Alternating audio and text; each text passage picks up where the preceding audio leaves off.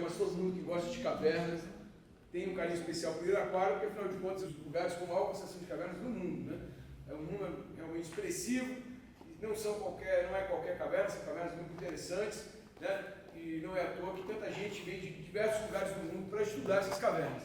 O que elas têm de especial, por que estudar, né? São coisas que a gente vai falar aqui.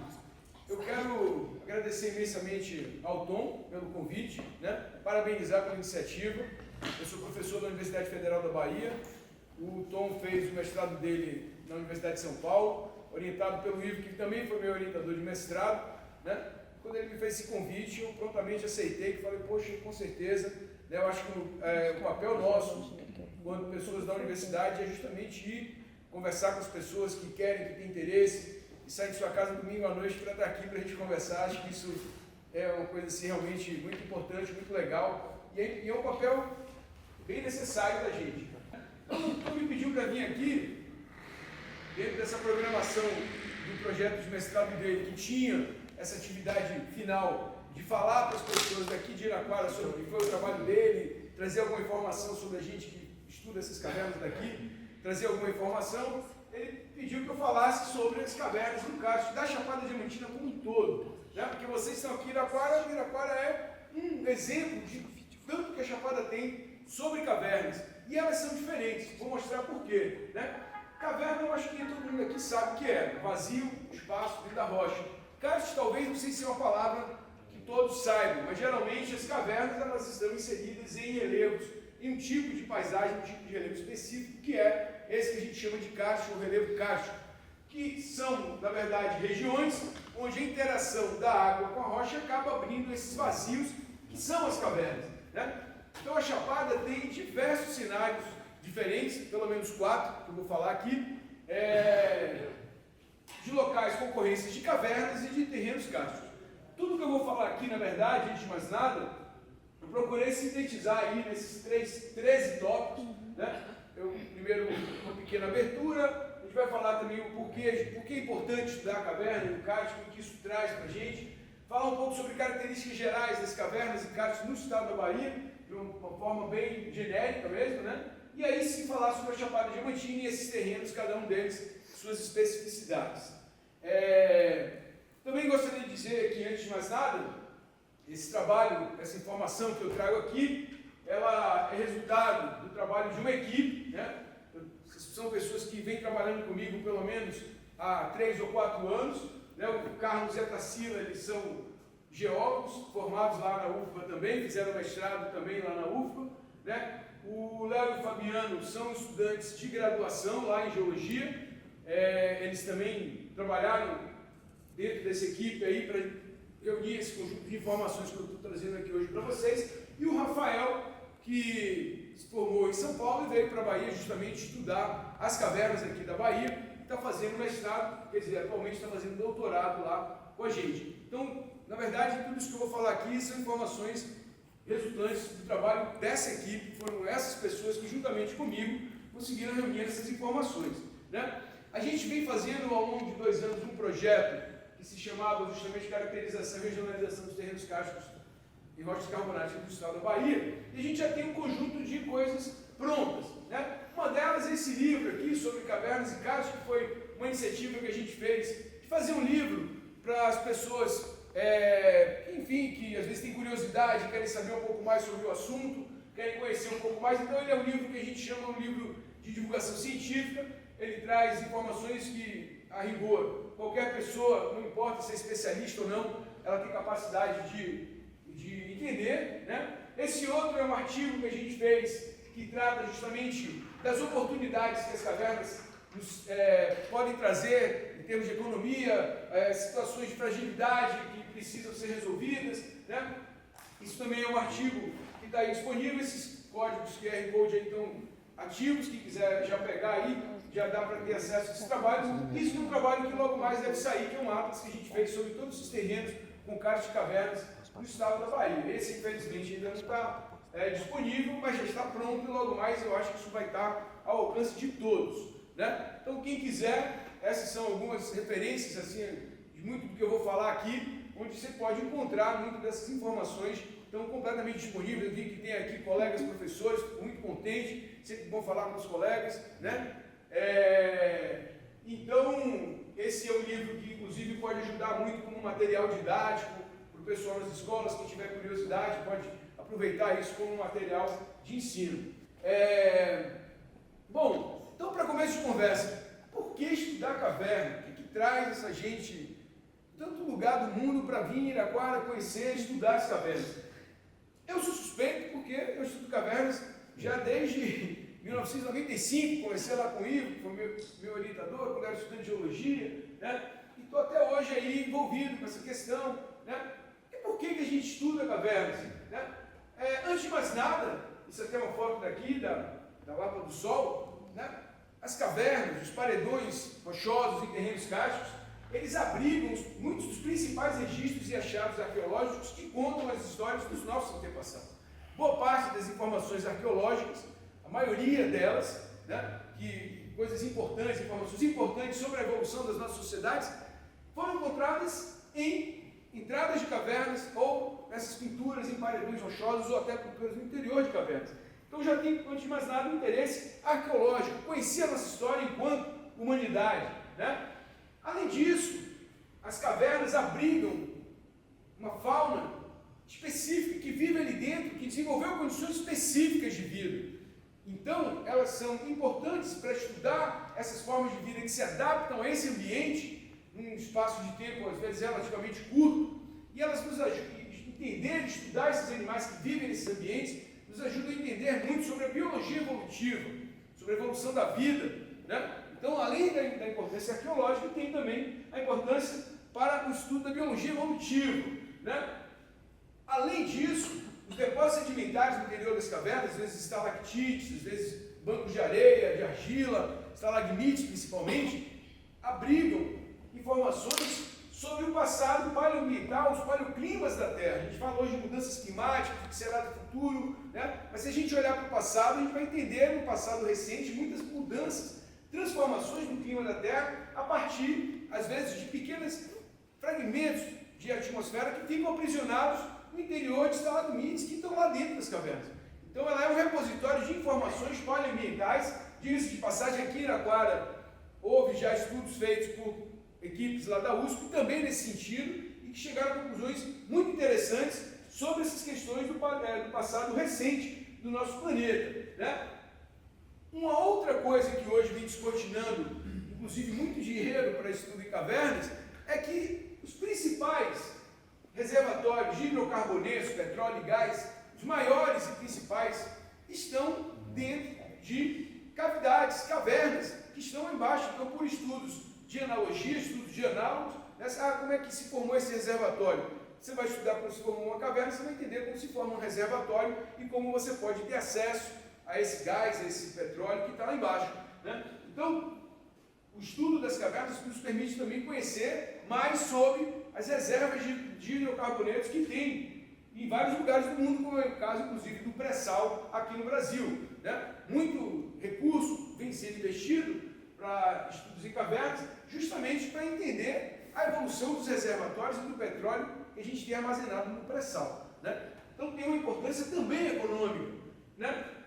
Além de tudo, há estudos que dizem que mais de 20% da superfície emersa, ou seja, das áreas continentais do nosso planeta, mais de 20% delas são terrenos cársticos, com cavernas, né? Há países, no Caribe, por exemplo, Jamaica, Cuba, Flórida, muitos países na Europa, o norte da Itália, parte da França, Espanha, que são locais com cársticos de cavernas, né? E são esses locais, como vocês bem sabem, são ambientes sensíveis de alta vulnerabilidade. Conhecer esses terrenos é de grande importância para a gente evitar problemas, uso indevido, acidentes geotécnicos. Então é de grande importância também estudar isso para que a gente possa conviver melhor com esses terrenos, né? E por último, mas não menos importante, eu acho que Iraquara é um grande exemplo para a Bahia nesse sentido, né? Estima-se que mundialmente mais de 100 milhões de pessoas trabalham direto e indiretamente com o turismo. Eu acho que aqui em Iraquara isso é um número. Eu acho que boa parte das pessoas que estão aqui ou são professores ou trabalham com cavernas, com essa atividade do turismo, né? Veja, uma atividade que pode empregar muita gente e ser uma alternativa sustentável de receita, geração de renda, né? Então, assim, das razões de você estudar as cavernas, né? E foi isso que a gente fez. A gente fez um projeto, foi estudar justamente os terrenos cársticos das cavernas do estado da Bahia. Nesse estudo a gente rodou aí mais de 10 mil quilômetros, né? Foram 2 anos de projeto, rodamos mais de 30 municípios, entramos em mais de 50 cavernas. Nesse mapa estão aí justamente essas 6 regiões por onde a gente andou, né? Aqui em cima a gente chama a região do supergrupo Canudos, a linha amarela. Aqui do lado, a região do grupo Bambuí, está ali no oeste da Bahia, né? Aqui embaixo o Rio Pardo, e essa coisa mais confusa aqui no meio, nesse mapa tudo que é escuro são serras, são regiões mais elevadas, tudo que é amarelo claro é a região mais rebaixada. Nesse meio aqui está justamente a Chapada Diamantina, com as suas diferentes regiões cársticas, suas diferentes regiões com cavernas, que a gente vai falar aqui, né? Então, na verdade, essas 6 regiões que a gente divide, além dessas 3 que eu falei, aqui na Chapada a gente tem 3 principais regiões que ocorrem cavernas em rochas carbonáticas, como é o caso de Iraquara, né? A primeira delas, essa que está aqui com o número 4 em verde, é justamente o que a gente chama aqui a bacia de Irecê, a bacia Manutinga, Ituaçu e a subbacia Campinas ali em cima, né? A gente chama essa região da região da formação salitre, porque tem essa rocha cinzenta, escura, que a gente chama de formação salitre. Temos também essa de cor rosada que está aqui, que tem uma outra formação que se chama formação caboclo, tem terrenos um tanto diferentes da formação salitre, ocorre ali um tanto, talvez o lugar mais expressivo onde ela ocorra com cavernas é ali a região de Morro do Chapéu, e por último aquela lá em cima de cor laranja de número 6, que são a região onde ocorrem as rochas da formação Caatinga. Então são essas 6 principais regiões com cavernas em carbonatos no estado da Bahia, né? Se a gente for parar para pensar como é que essas regiões estão no estado da Bahia, bom, todas elas estão no semiárido brasileiro, menos a região lá de Rio Pardo, que está na zona da Mata Atlântica. Todo o resto dessas regiões com cavernas estão numa região semiárida, com chuvas irregulares, como é o caso aqui de Iraquara, por exemplo, né? Do ponto de vista dos biomas, a gente tem lá o grupo Bambuí, que está no Cerrado, a gente tem aqui o Rio Pardo, que está na Mata Atlântica, e todo o restante aqui está no bioma da Caatinga. É o caso também de Iraquara, lá de cima de Curaçá, né? Canudos, por aí afora. Se a gente for ver do ponto de vista populacional, bom, nessas regiões a gente tem apenas 2 cidades com mais de 100 mil habitantes, são justamente Barreiras e Juazeiro, e a grande maioria das cidades são cidades com algo entre 20 mil e 50 mil pessoas vivendo. Então são regiões que não são regiões necessariamente muito habitadas, né? São regiões pouco habitadas. E uma coisa interessante que a gente viu é que boa parte dessas regiões são sempre, algumas delas são regiões ricas, né? Com, digamos, uma renda per capita maior até do que a renda per capita de Salvador, né? É o caso ali de Barreiras, como outras, por exemplo, a região de Correntina, uma renda per capita muito maior do que a renda per capita de Salvador, mas, entretanto, todas elas são regiões com IDH, um índice de desenvolvimento humano muito baixo, né? Pessoas sem muito acesso à educação, saneamento básico. É uma coisa curiosa, porque se, por um lado, as cavernas, como um atrativo turístico, elas podem gerar receita, fortalecer o meio sustentável de geração de renda, mas as pessoas não estão vivendo nas melhores condições, muitas vezes não contam com uma rede escolar satisfatória, não contam com saneamento básico, né? Então são muitas coisas que ainda podem melhorar, né? Eu acho que muitos aqui de vocês sabem, o estado da Bahia ele tem uma divisão político-administrativa baseada nos territórios de identidade, são 27 territórios de identidade, né? Se você for parar para ver, os terrenos cársticos ocupam 12, dentre esses 27, está quase metade dos territórios de identidade do estado da Bahia tem cavernas na sua área territorial, né? Então isso está disseminado muito por nosso estado. E uma coisa curiosa, será que essas cavernas estão bem protegidas, todas elas muito bem cuidadas? A gente fez assim um exercício aqui que a gente comparou as áreas com requerimento mineral. O pessoal que vai retirar cascalho, areia e outros tipos de minério de ferro, quer que seja, a gente foi comparar como é que estão essas solicitações e os terrenos cársticos. E a gente vai ver aí que tem muito lugar, muito terreno kárstico com vários requerimentos minerais em cima, né, de áreas com cavernas e que podem gerar cenários até de algum conflito, de algum tipo de dano, como a gente já vê em alguns lugares, né? Aqui um exemplo lá embaixo na região de Cocos, né, uma frente de lavras de calcário para corretivo de solo, avançando em cima desse com lapiais, né? Então são cenários que a gente vê que já existem alguns conflitos, né? E por outro lado, do ponto de vista da conservação, será que esses lugares estão bem protegidos? Então a gente comparou aqui digamos assim, as unidades de conservação existentes no estado da Bahia e esses terrenos. E a gente vai ver que boa parte, quer dizer, a maior parte deles está fora de qualquer área protegida. Inclusive, Iraquara é um dos poucos que tem uma unidade de conservação, que é o caso aqui da APA Marimbus Iraquara, né? Então, digamos que de alguma forma a região de Iraquara conta com uma unidade de conservação para proteger essas cavernas, o que não é o caso de quase todo o restante desses terrenos na Bahia, né? Bom, mas eu vim aqui, que eu fiz até agora um panorama sobre esses terrenos cársticos e as cavernas do estado da Bahia, mas eu vim aqui para falar sobre as cavernas da Chapada Diamantina, né? E o que é a Chapada Diamantina? Paraíso que a gente mora. Às vezes as pessoas confundem, porque existe na Bahia os territórios de identidade, existe um que se chama território de identidade da Chapada Diamantina. Mas é curioso que tem municípios que não são da Chapada Diamantina estão nesse território.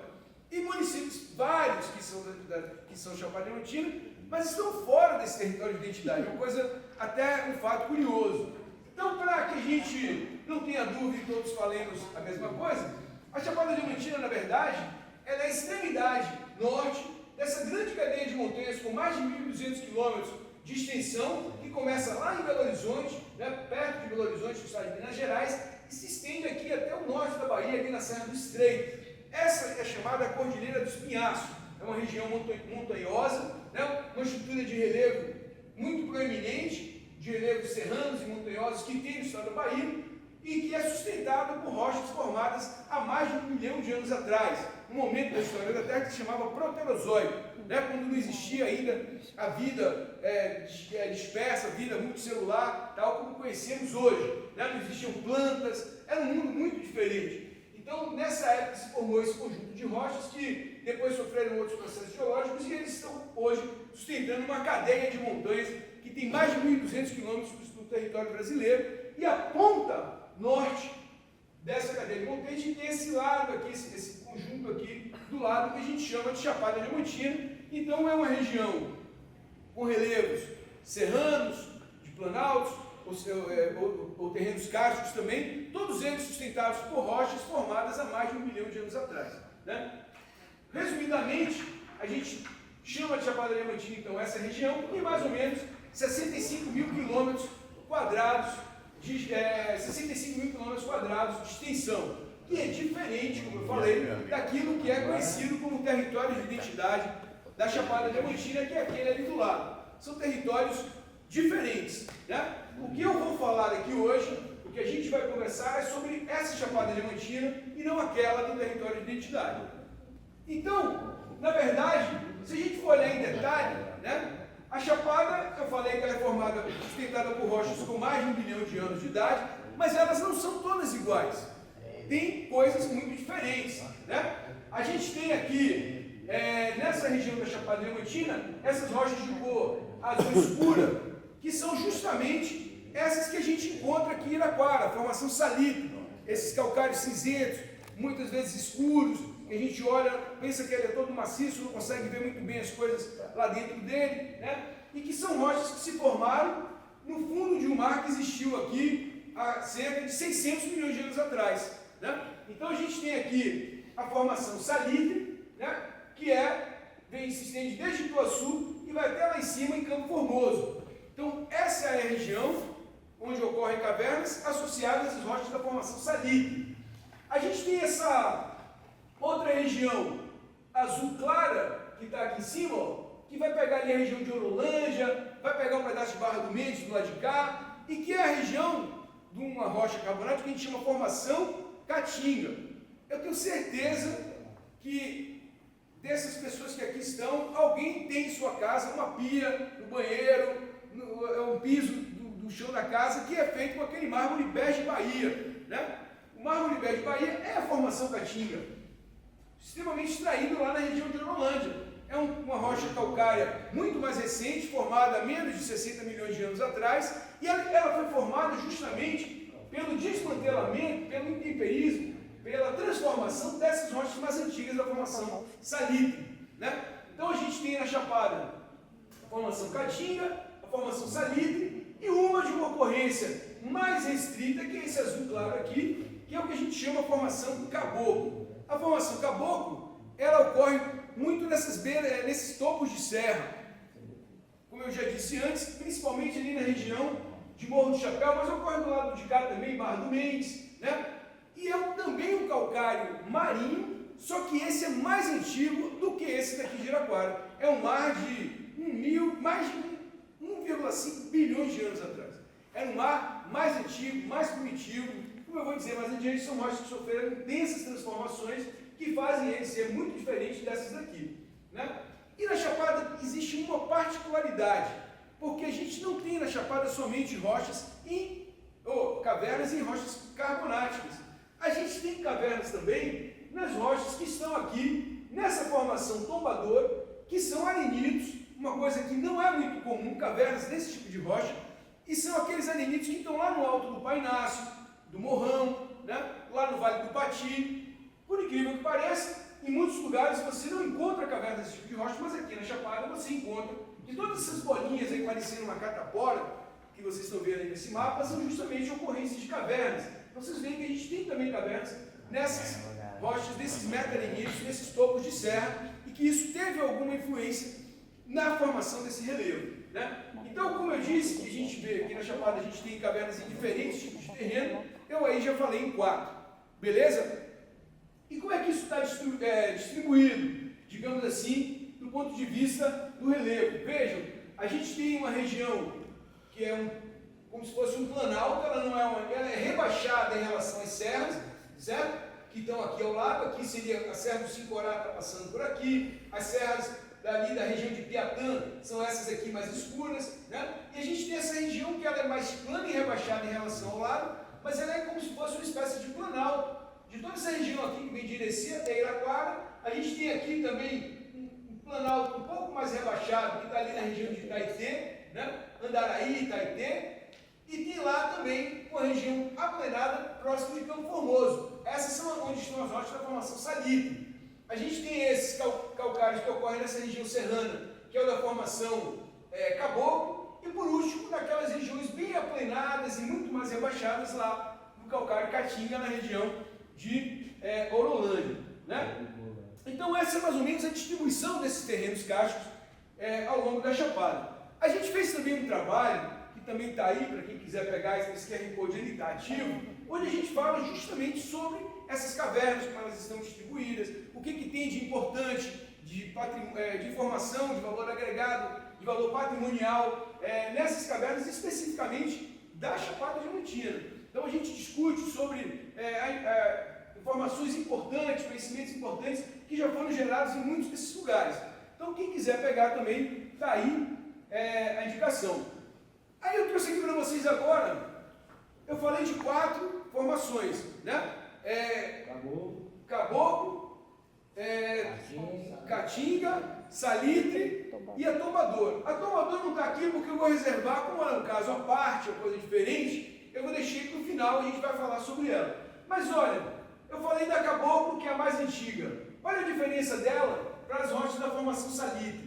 Mesmo as rochas da formação Salitre, olha que ela tudo plano, tudo bem tranquilo, fundo de mar bem sossegado. Já aqui, ó, tudo bagunçado, dobrado, revirado, né? É bem diferente. Na formação Salitre, a gente encontra ela, às vezes, muito aplanada, principalmente lá para o lado de Andaraí, ali para o lado de Itaitê, Andaraí, Nova Redenção. Mas se eu for lá para baixo, para o lado de Ituaçu, vou encontrar ela toda bagunçada. Aqui em Iraquara, ela é algo mais ou menos assim, e tem uma baguncinha um pouco maior, mas não chega a ser uma coisa como essa daqui, certo? A formação Caboclo, essa é um caso curioso. Como eu disse, elas são rochas as mais antigas de todas elas, né? Onde ela sofreu uma infinidade de processos e ela sofreu inúmeras transformações, que inclusive muitas vezes, hoje, se você chega lá, ela nem se comporta mais como um calcário, como uma rocha carbonática. E por último, as mais jovens, que foram formadas justamente pela destruição dessa daqui, que é a formação Caatinga, que é o que faz o mármore Bege Bahia, mas aí é uma formação muito mais recente, né? E veja como ela é bem diferente das outras. Quando as outras têm essas camadas, essas linhas, ela já tem esse aspecto maciço, né? ela tem um negócio, às vezes parece um pé de moleque, ela já tem uma característica bem diferente, né? Se eu for parar para pensar também do ponto de vista do relevo, eu vou ver da formação caboclo o relevo serrano, como eu havia dito, sempre no alto, no topo das serras, né? Quando eu vejo os da formação salitre, geralmente, relevos bem aplanados ou planos com alguma cobertura, como é o caso de Andaraí, Nova Redenção, né? Ou então lá embaixo, em Ituaçu, com esses morros únicos, né? Morro das Araras, que a gente estava falando ontem, acho que foi com o Tom, com o Ivo, né? Está aqui o Morro das Araras também, Então ela tem morros e colinas, né? Diferentemente das outras regiões que a gente vê ali. Então são relevos diferentes, são rochas diferentes, e como tal de se esperar, cavernas e situações também um tanto diferentes para cada um desses lugares. Bom, a formação salitre, é bom que se diga, ela abriga as maiores cavernas conhecidas no Brasil, né? Lá em Campo Formoso tem essa que é a Toca da Boa Vista, que é uma caverna com mais de 100 quilômetros, né? Mapeados, mais de 100 quilômetros já conhecidos. A Toca da Barriguda, que está do lado, tem algo em torno de 40. Aqui em Araquara, tem a Lapa Doce, que foi descoberta aquela conexão, né? Que agora vai poder jogar ela para ser a segunda maior caverna do Brasil. Quando for somar a Lapa 2 ou a Lapa d'Água com a Lapa Doce, ela vai certamente passar dos 40, 50 quilômetros, ela vai se tornar a segunda maior caverna do Brasil. Então essa região da formação salitre, que é o que está aqui, bem a realidade de vocês aqui na Araquara, poxa, digamos, é a formação carbonática que reúne, que abriga as maiores cavernas conhecidas do Brasil. E tem também lá na formação Caatinga a Toca dos Ossos, que a gente vai falar mais especificamente sobre ela daqui a pouco, que também está entre as maiores cavernas do Brasil. Hoje, com quantos quilômetros mapeados mesmo? 14.400. 14, veja, 14. Essa aqui tem 100, essa aqui vai para os 50. Lá está com 14, mas ainda assim está entre as maiores do Brasil. Então o que a gente fez? A gente então separou, né, e foi entender cada uma dessas regiões. Então, por exemplo, se eu for parar para pensar o karst, as cavernas da região onde tem a formação caboclo, a gente separou ela em duas regiões.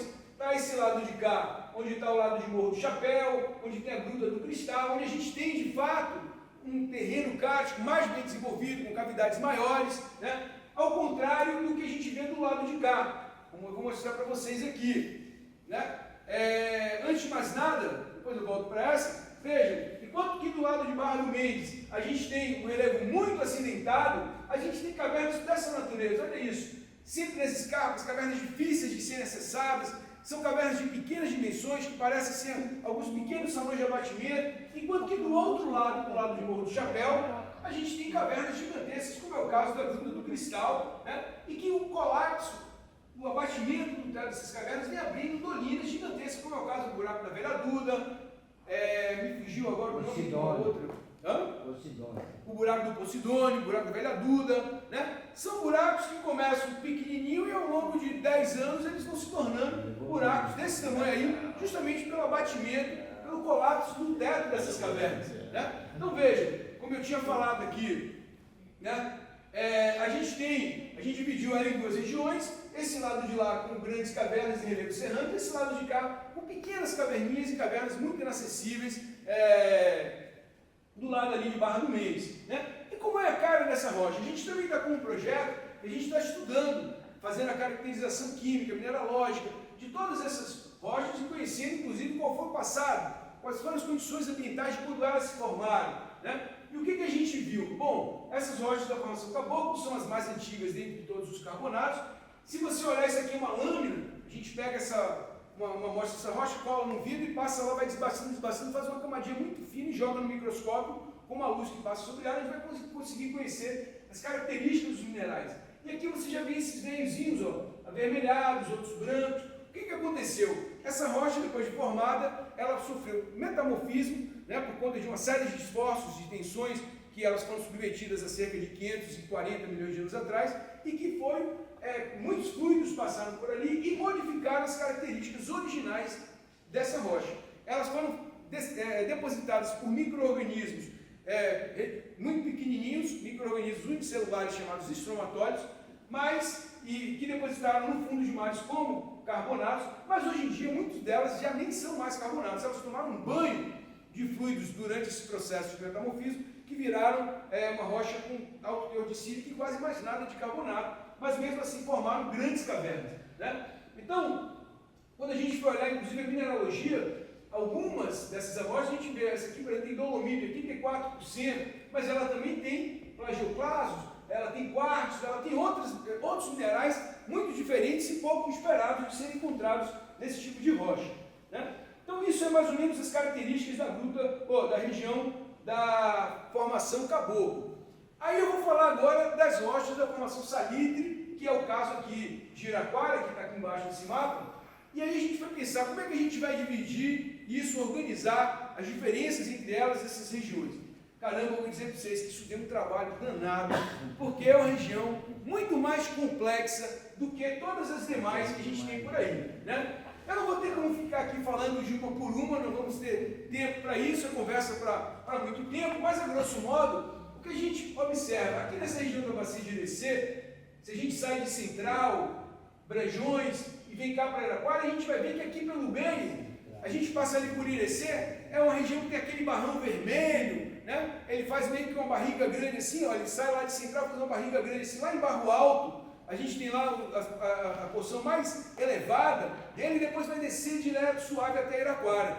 Quando chega em Barro Alto, aquele barro que está ali, que é formado justamente pelos agentes intempéricos que vão destruindo esse carbonato, esse calcário que está lá embaixo, vai formando aquele manto avermelhado, que lá na região de Barro Alto pode chegar a cerca de 100 metros de espessura, uma camada muito espessa. E ali é uma coisa interessante, porque ali está o divisor de águas.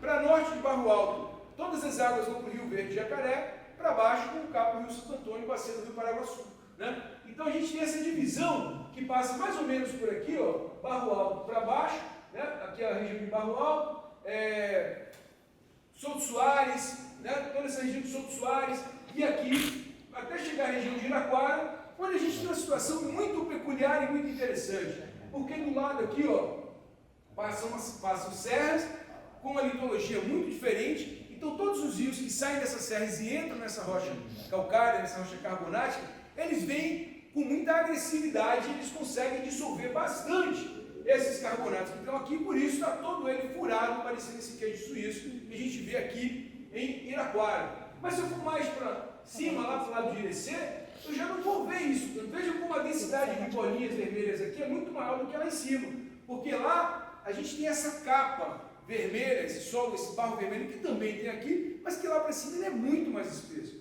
Ele é muito mais espesso, então isso esconde mais cada uma dessas cavernas.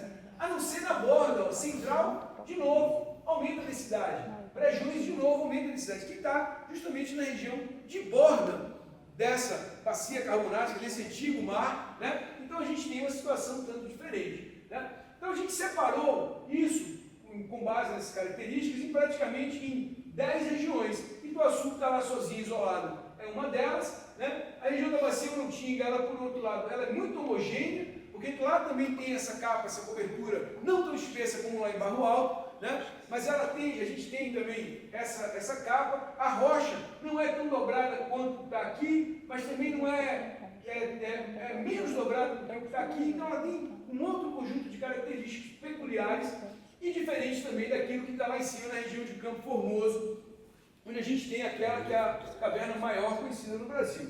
Ou seja, é um cenário diverso, né? A gente tem cavernas usadas com peregrinações religiosas, né? Como é o caso aqui daquela Gruta da Lapinha, ali em Biquera, né? A gente tem cavernas com exploração turística, como é o caso da Pratinha, como é o caso do Poço Encantado. A gente tem cidades, que isso aqui, por exemplo, é o caso lá de Lapão, um mercado que tinha lá no centro da cidade, que teve que ser fechado por conta dessas rachaduras, que começou a ceder o chão da caverna. Então, veja, se a gente tem oportunidades com o turismo por um lado, a gente tem problemas, como é o caso de uma ocupação mal planejada, como é o caso lá do Lapão. Então, conhecer esses terrenos é muito importante para poder usá-los da melhor maneira, né? Então, por exemplo, esse caso de Lapão é um caso extremamente curioso, né? Isso aqui é o centro lá da cidade de Lapão, tem esse lago, né? Mas que todo mundo lá contava para a gente que nem sempre ele é assim, tem vezes que ele baixa completamente, né? Aí alega-se que aquela quantidade gigantesca de poços que estão ali usando essa água, né, bombeando essa água, quando essa água baixa, você não tem mais a força da água sustentando as paredes daquelas cavernas que estão lá embaixo, o peso daquele solo que está lá em cima, pá, que o colapso cai e dá aqueles problemas que vêm sendo observados lá na região do Lapão, né? Então lá a gente tem esse tipo de situação que já foi investigada pelo Serviço Geológico do Brasil, né? Tem uma série de investigações, mas de uma forma ou de outra, há uma parte do centro da cidade do Lapão que foi comprometida por conta desse problema. E é uma coisa que ainda não foi muito bem compreendida, né? Aí quando a gente vem descendo de lá de cima do Lapão, que vem chegando cá para baixo, né, passando por Barro Alto, Canarana, Cafarnaum, aí a gente começa a ver essa cobertura ficando mais fina e essas formas aqui, quem sabe o nome disso aí? Lajeiro. Hã? Aí em Mongaguá a gente chama de lajeiro, dessa formação. Com certeza, Tem gente que chama isso aqui de Recife. Tem o Recife, tem. A Recife, tem. O Lajeado é plano, a mais alta é a Recife. A gente que estuda isso, a gente chama isso aqui de lapiar. É o nome que se dá, digamos assim, na academia para esse tipo de feição. E ela vai começando a aparecer justamente quando essa capa, porque isso começa a se formar embaixo do solo. Hoje a gente até viu lá no quintal do Malone, né? Ele começa a se formar embaixo do solo. E quando ele começa a se formar embaixo do solo, ele vai formando grandes formas suaves, assim, ó, parecendo uma melancia, né? À medida que o solo é retirado, isso fica exposto, a água da chuva vai passando ali e vai abrindo aquelas caneluras. O Tom trouxe amostras lindas aí disso, vai mostrar para vocês aí ao longo desses dias, né? E a gente vai começando a ver isso aparecer do Barro Alto em direção a Iraquara, nos lugares onde essa cobertura vai sumindo, deixando de existir, né?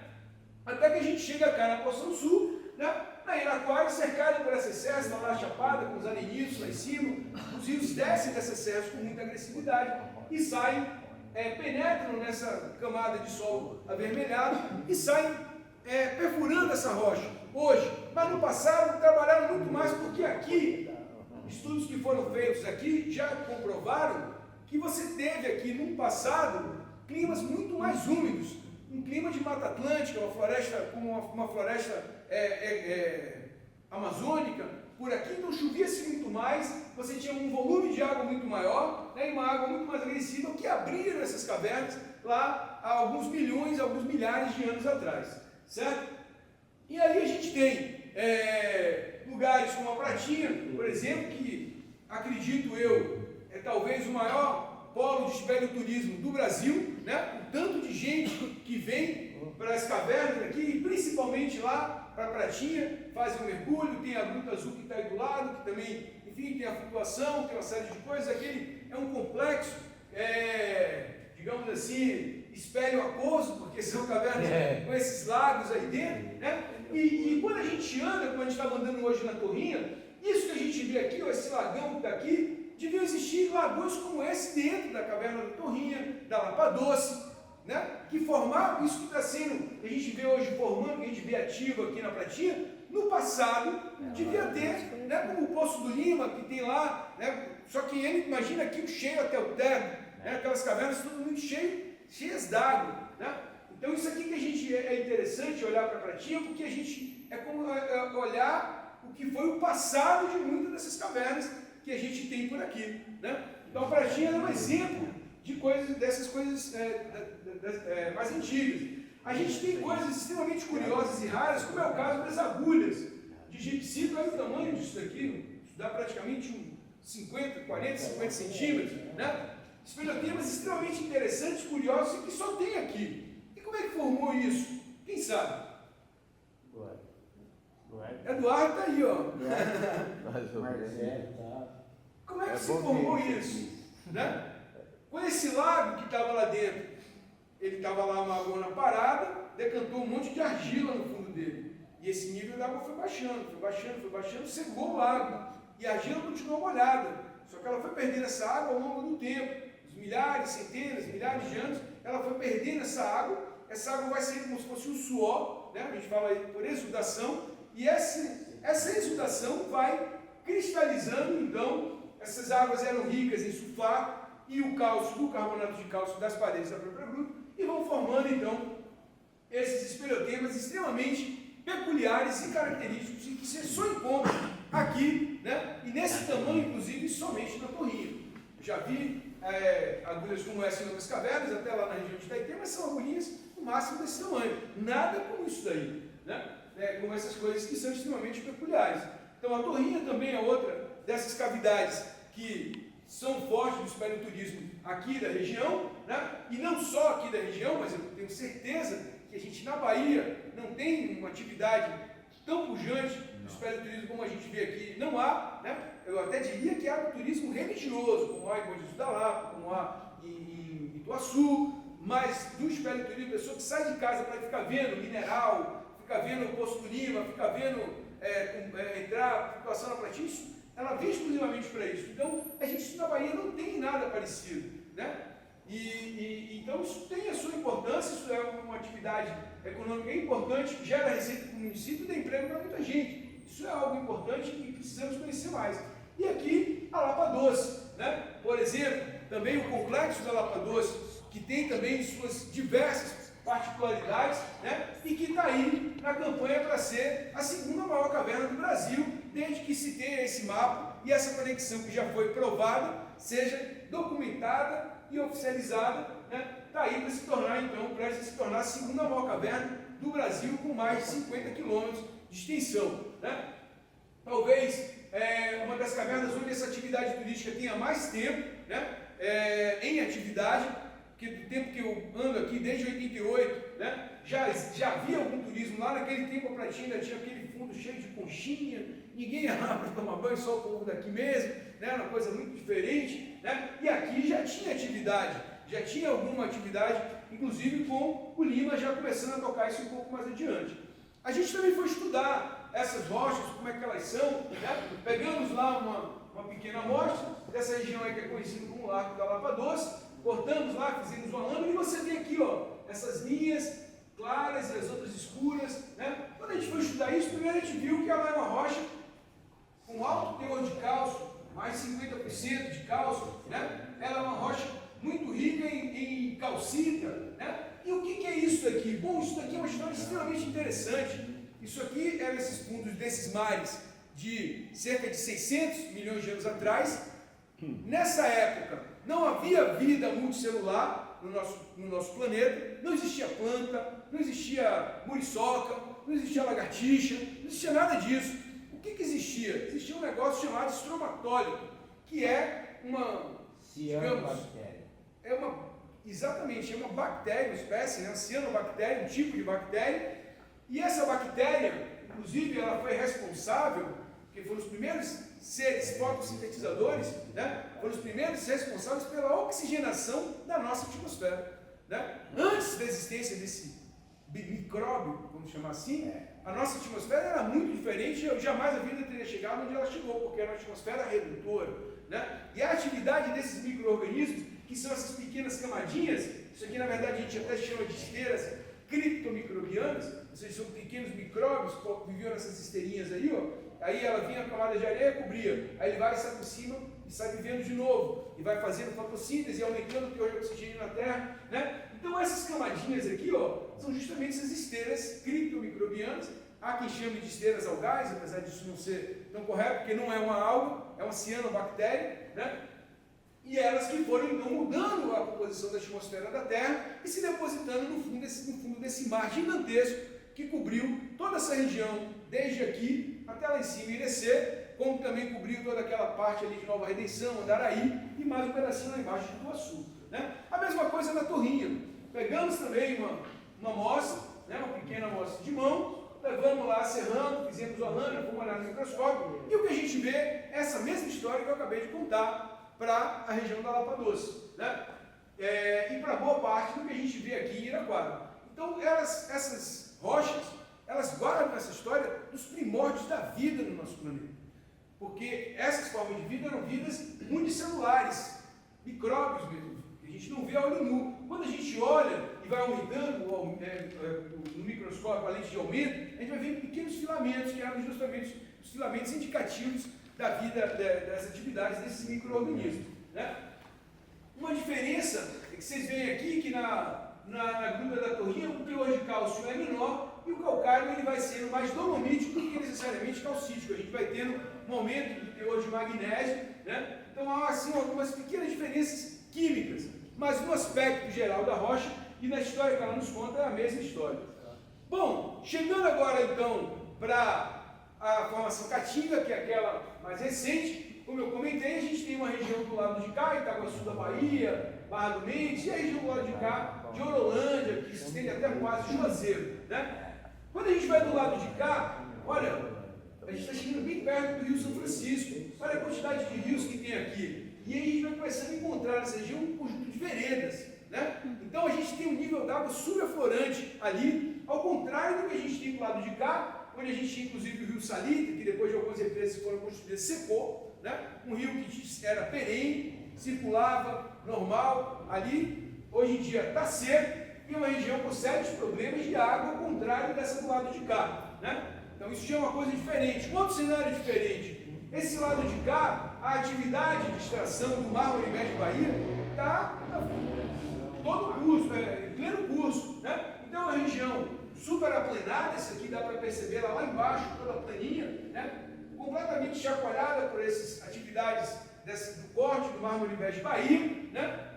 E que é bem diferente do que a gente vê do lado de cá, com essas veredas, né? Não tem muita atividade de mineração, apesar de que quando a gente esteve lá, a gente percebeu que já tem um monte de gente buscando área, já tem área requerida, mas a atividade em si ainda não começou, né? E de todo modo, do ponto de vista da rocha, elas são assim, muito parecidas, como eu vou até mostrar aqui para vocês, né? Quando a gente pega ela, a gente vê esses pedaços com uma matriz pelo meio delas, assim, né? Um calcário extremamente calcítico, é óbvio, porque se ela é formada pela destruição da formação salitre, e o cálcio ele é mais solúvel, o calcita é mais solúvel, ela vai ser muito mais rica em calcita do que minerais menos solúveis, né? Então ela tem essa característica. Ela conta uma história de um ambiente também muito diferente, ainda muito pouco conhecido, um tanto polêmico. Imagina-se que ficou, digamos assim, os rios que corriam aí, eles eram rios que eram quase lagos, porque eles tinham um fluxo muito lento, eles ficaram represados por muito tempo, o nível da água foi subindo e essa água foi desmantelando no ambiente, digamos assim, com a atmosfera, um ambiente de solo, a gente chama de ambiente pedogenético, e foi mudando as características daquele calcário mais antigo para esse calcário que a gente chama brechado, todo quebrado, parecendo um pé de moleque, mas que tem cavernas gigantescas, como é o caso da Toca dos Ossos, né? Como é o caso também ali da Ponte do Sumidouro, que é ali perto também de Campo Formoso, mas se você vê, ó, ele também é um calcário todo quebrado, também parecendo assim uma cocada, um pé de moleque, que é o tal do mármore bege Bahia que o pessoal compra para fazer pia, piso, né?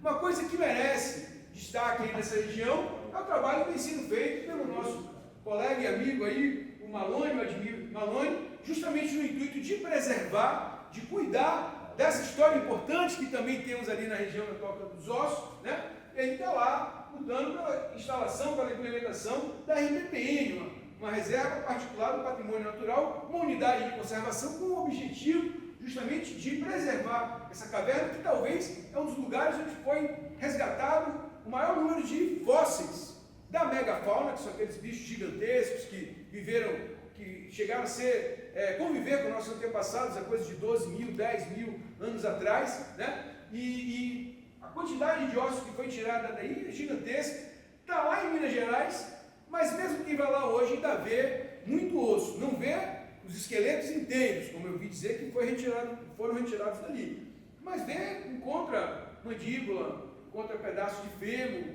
e você olha para o chão e pensa que é um cascalho qualquer, mas quando você vai ver não é, é osso mesmo, é osso de megafauna e tem aos montes, né? Não fosse o Malone cuidando disso, talvez isso já tinha virado pia de banheiro, piso de casa, ou coisa parecida, né?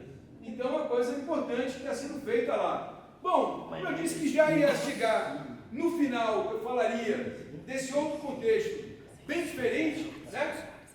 Eu falei da formação salitre, da formação caboclo, da formação caatinga lá em cima, mas vou falar agora disso que a gente chama de formação tombador. Formação tombador é uma rocha que se formou há 1 bilhão de anos atrás, ou seja, mais antiga do que a formação salitre, do que os calcários daqui, mais jovem do que a formação caboclo, que são os calcários modificados de Morro do Chapéu. E eles foram formados em que situação? Bom, eles foram formados numa zona costeira, desértica e cheia de vulcões. Então você tinha um grande deserto, gigantesco, ele se estendia por toda essa região aqui, ó, era um deserto próximo de uma zona costeira, né, e que tinha vulcões que vinham assim, derramavam, faziam um tipo de vulcanismo que a gente chama, ele era explosivo, né? Era um vulcanismo ácido que a gente chamava assim, principalmente. Então ele era explosivo, jogava aquele monte de tufo, aquela poeira, esparramava tudo aquela poeira no meio dessa areia, né? No meio esse conjunto não existiam plantas, então não existiam necessariamente cursos de rios muito bem definidos, né? Eles corriam de um jeito assim que a gente chama braided, é uma coisa meio que se interconecta, e que ele só existia no momento da chuva. Passou a chuva, não tinha mais rio, a água afundava na areia. Então isso era o chamado deserto tombador, e formaram então esses arenito.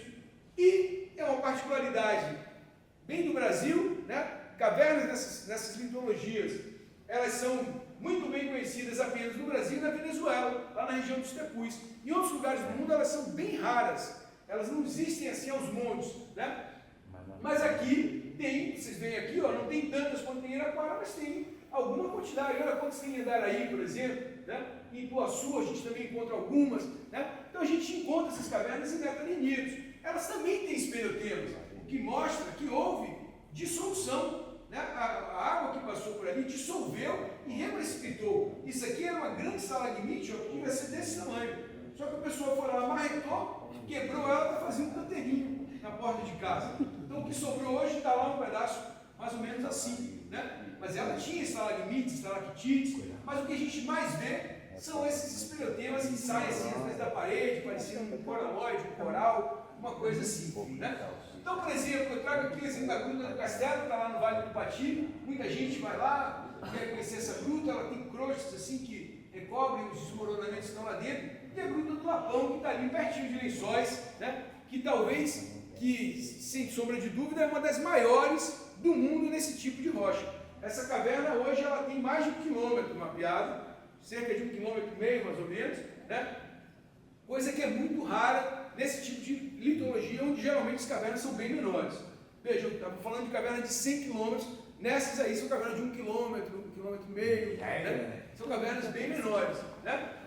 Mas elas também se formam nessa condição da interação da água subterrânea com a rocha, que vai ficando friável, vai ficando mais apodrecida, se concentrando ao longo de fraturas, né? E aí ela vai desmoronando e formando esses vazios. A gente vê, quando a gente vai olhar as imagens aéreas, essas fendas muito bem marcadas, todas geométricas, ó, se a gente vê ali, aqui é o caso do Lapão, aqui é o caso da Gruta do Castelo, então a gente tem estruturas onde você tem um fluxo preferencial da água, ela se concentra ao longo de certas zonas de fratura, né?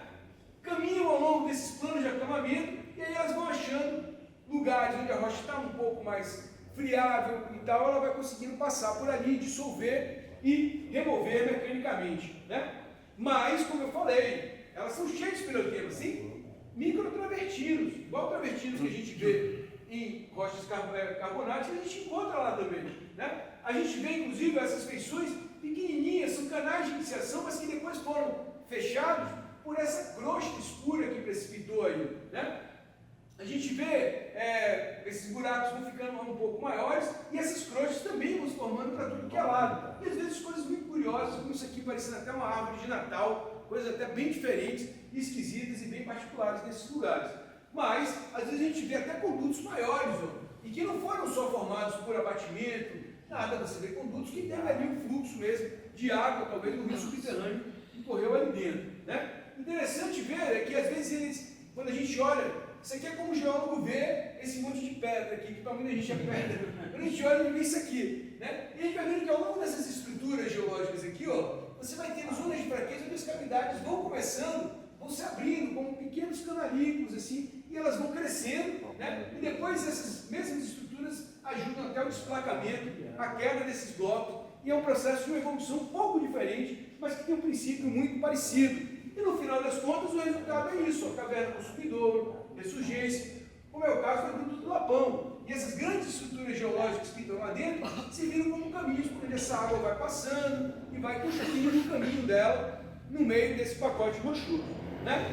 Bom, a gente tem até um projeto que está trabalhando nessas cavernas de arenito, lá na região de Gatu, né? Um trabalho que está sendo desenvolvido lá pelo Rafael, é aluno nosso lá na UFBA, que ele está estudando desde como é que isso se dá em nível microscópico. Então a gente vê aqui essas iniciações, ó, aqui é a lâmina e aqui já é uma foto do microscópio eletrônico de varredura, e a gente vai vendo imagens assim infinitamente pequenas, a gente vai vendo como é que se dá essa iniciação. Só que lá tem uma história que bagunça a vida da gente, porque muitas dessas cavernas, elas estavam cheias de cascalho, esse cascalho aqui, e os garimpeiros, quando os diamantes sumiram dos rios de superfície, começaram a correr para dentro dessas cavernas, e eles vão com a alavanca desmontando tudo isso. Então toda essa história que a gente quer entender, às vezes já não está lá, porque o garimpeiro arrancou, né, para poder sair com o seu saco de cascalho. Bom, estou chegando ao fim, eu não poderia vir a Araraquara e não falar nessa pessoa, que foi muito importante, eu acho, que para o desenvolvimento do superturismo. Estou aqui com essa camisa, inclusive, que foi um evento que a Cláudia trouxe para cá em 2016, quando a gente estava querendo retomar a atividade da espeleologia, os grupos de espeleologia no Nordeste, né? Aí começou lá em Sergipe, a Cláudia comprou a briga, falou, não, vamos levar isso para Araraquara. Isso aqui foi aqui em Caverneiro, ela fez questão de botar aí, né? É uma pessoa que, poxa, tenho muito carinho por ela, acho que todo mundo que faz espeleologia no Nordeste também tem, né? E ela desde então trouxe esse evento para cá e desde então sempre deu apoio, e ele vem acontecendo sistematicamente a cada 2 anos, né? Então, poxa, isso foi uma iniciativa muito bacana, e eu acho que isso colocou, se Araraquara já tinha essa questão de ser um polo de espeleoturismo extremamente importante, eu acho que ela também teve um papel muito importante para que isso se consolidasse, que isso acontecesse, né? Então, como eu falei, as cavernas da Chapada, elas são cavernas bem diversificadas, né? A gente viu aí contextos bem diferentes, né? Elas estão instaladas em praticamente 4 tipos de rochas com características e idades muito distintas, né? Desde 1,6 bilhões de anos até 66 milhões de anos, né? Esse município, ele abriga um patrimônio ambiental extremamente importante, né? Não é à toa que vem gente de tudo quanto é lado do mundo para estudar essas cavernas, são vários os projetos aí desenvolvidos, o do Tom foi só mais um deles, né, Tom? E mais uma vez, parabenizo o Tom e o Ivo por essa iniciativa, dessa oportunidade de a gente estar aqui, trazendo esse conhecimento, de que adianta a gente vir aqui estudar, voltar a se esconder lá, cada um no seu canto, e nunca compartilhar isso, né?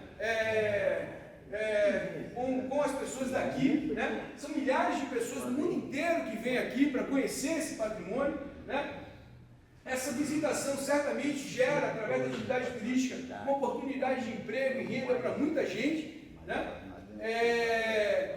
As diversas pesquisas que têm acontecido aqui têm revelado coisas extremamente importantes sobre a evolução do relevo brasileiro. Os trabalhos feitos lá pelo Ivo, pelo professor Francisco William, lá da USP também, né? Descobertas extremamente interessantes sobre a questão do paleoambiental e a evolução do nosso relevo, né?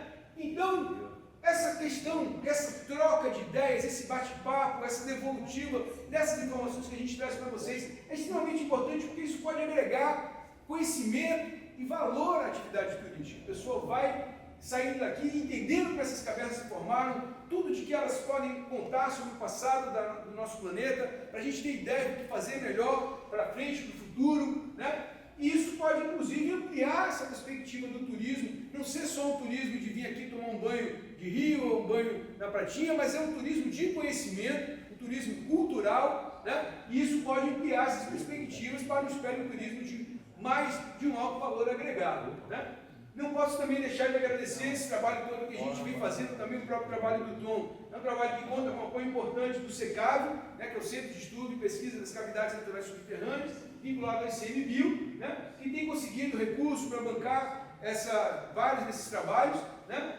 Não posso deixar de agradecer os grupos baianos de espeleologia, a própria SBAI, sempre nos recebeu muito bem, sempre prestou muito apoio, o pessoal de Ituaçu, que é o grupo Araras de Espeleologia, né, o grupo Sul-Baiano de Espeleologia lá da região de Itabuna, o grupo Mundo Subterrâneo lá de Paripiranga, né, todas as vezes que a gente precisa, a gente é sempre muito bem recebido, e isso é muito importante para a gente, né, é o que nos dá vontade de continuar.